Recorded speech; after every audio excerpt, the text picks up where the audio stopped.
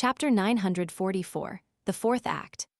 On the heavily scuffed and damaged Revival Square, the environment turned dark as a gloominess, and eeriness filled it in a seemingly corporeal manner.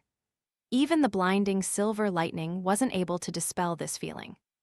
Dolly Simone acutely sensed that an unknown creature was crossing the spirit world and approaching. An ominous feeling rose up in her, as though she could already see Nsi Zangwill using such an accident to easily escape, never to be found. She felt ice cold in a manner that couldn't be resisted, just like when she first became a Beyonder. Back then, due to a particular accident, as a 19-year-old, she had lost her family and ended up drinking a potion by mistake. She ended up becoming a corpse collector and was placed into a Nighthawks team.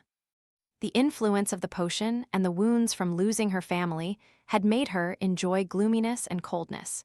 She couldn't help but approach corpses, often loitering in cemeteries and sleeping there. This made her appear odd, with people instinctively avoiding her. This not only dropped her body temperature, but it also slowly froze her heart and soul as they turned ice cold. She was afraid of this feeling. She still hoped to live as a person, hence, she instinctively used how men coveted her for her looks and body to gain a boyfriend.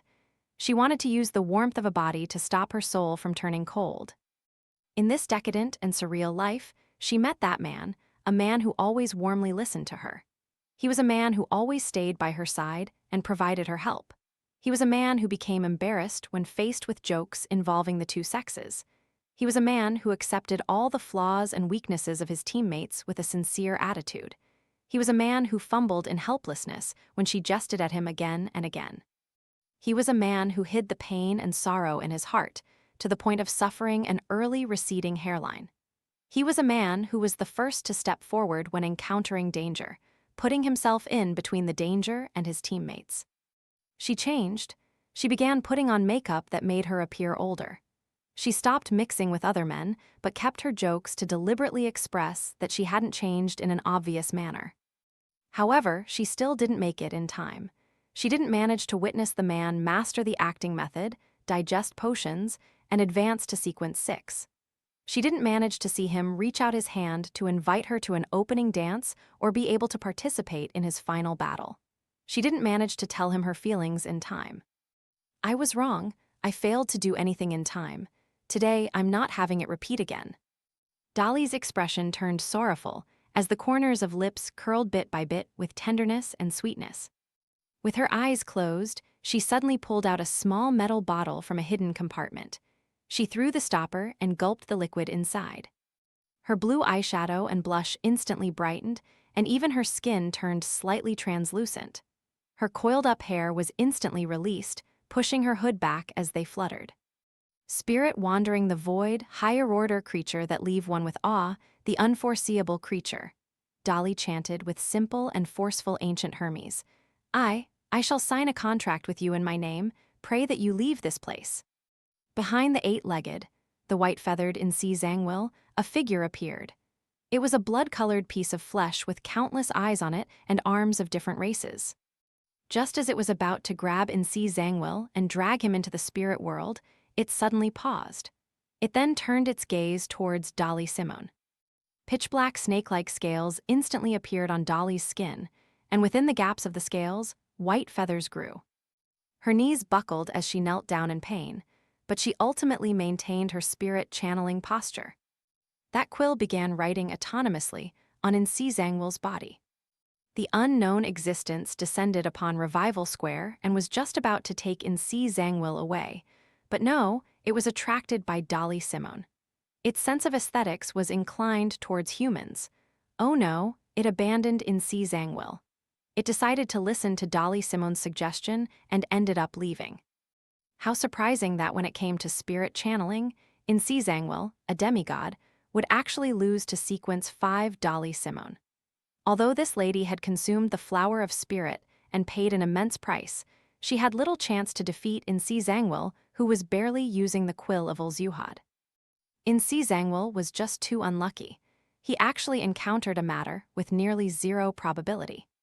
Amidst the lightning strikes, blood-red beams lit up in Nsi Zangwill's pitch-black eyes that were covered with mysterious symbols before calming down. His hand, which held the quill, wrote on his body once again. Another unknown existence was lured into the vicinity and attempted to enter the real world. Just as he wrote that, the quill suddenly paused as it continued writing. Incoming, incoming. It no, she was Rionette Tinker. No, Rionette Tinker chased away all the surrounding creatures in the spirit world. She gave Nsi Zangwill a glance, looked away, and left, continuing her patrol of the surroundings. Nsi Zangwill is too unlucky, just too unlucky. Nsi Zangwill's rapidly moving body suddenly paused, as though he had suffered a terrible blow. Boom! A thick bolt of silver-white lightning smote the eight-legged monster. It sent Nsi Zangwill flying up as he let out an inhuman cry. In his pitch-black eyes, the blood-red beams spread out like an explosion, turning into two bloodthirsty, cruel, and maniacal blobs of light. Nsi Zangwill could no longer control his emotions and maintain a good state of mind. He lost most of his reason. The more the slightly damaged quill wrote, the darker it became until it slowly stopped. With a scream that left one with goosebumps, an endless darkness blanketed the area, pulling Dolly Simone and Leonard Mitchell into a dream.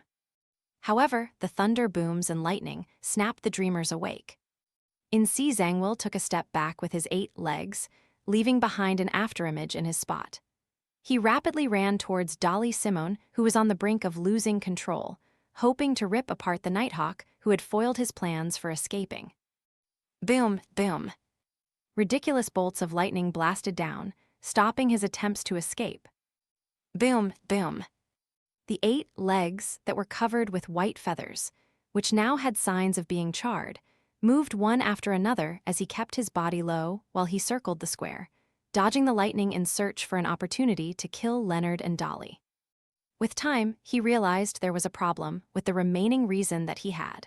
The frequency of the lightning was dropping. The person that kept casting lightning strike had apparently reached his limit, and his spirituality was almost drained. Nsi Zangwill's heart stirred as a cruel smile was plastered across his face. He ran at high speeds as he muttered in ancient Faesek, "All of you will die." He had apparently forgotten of his need to escape. All of you will die. Leonard Mitchell could do nothing despite hearing that sentence. It was because he couldn't even open his eyes. He couldn't determine where Nsi Zangwill was, nor use his spirituality to lock onto him. At this moment, he felt as if he had returned to Tinjin, back to the Blackthorn Security Company, back to the day where they engaged Megos in an intense battle.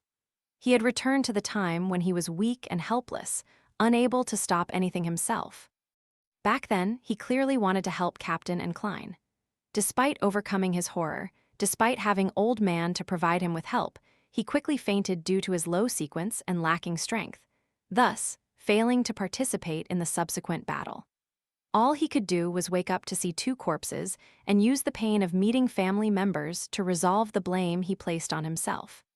He always cherished his leisurely life in Tinjin City, the feeling of not needing to take any responsibility as if he was the protagonist. However, the more he cherished those memories, the more he hated his former self, wondering why he hadn't worked harder. With his eyes tightly closed, figures of light were darting around, and all he could do was ball his hands into a fist as he hurriedly shouted, "Old Man! Old Man!" This time, there wasn't any response in his mind. No one provided him any help, as Pallas Zorost was still in a deep sleep. Leonard's breathing turned heavy as he couldn't help but move his head from side to side with the darting of the light.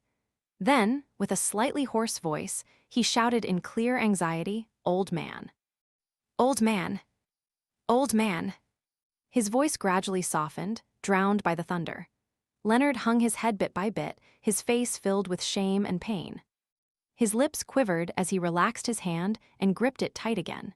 His entire body froze for several seconds.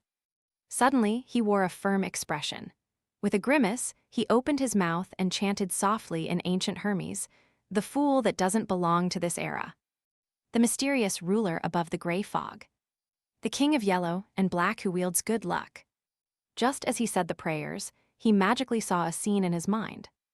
Nsi Zangwill, who had seemingly turned into a spider or some deformed feather wolf, was running frantically and dodging the lightning strikes.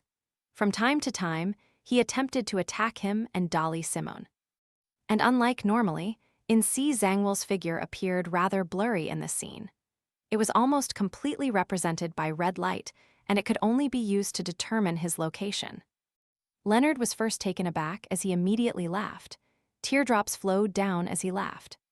Without any hesitation, he raised his left palm, pressed the glove to his temple, and then tightly gripped the fate siphon charm with his right hand. Fate. The incomprehensible, mysterious word in ancient Hermes resounded as a transparent book appeared in front of Leonard. It flipped to a page amidst the ethereal chanting of I came, I saw, I record, as he locked onto the eight-legged monster with white feathers growing all over him. Silver bolts of lightning blasted as Leonard Mitchell threw out the charm with a hideous expression, shouting, Die, In Si Zhangwell. He had waited to say this for a very, very long time. He had played this scene in his head so many times.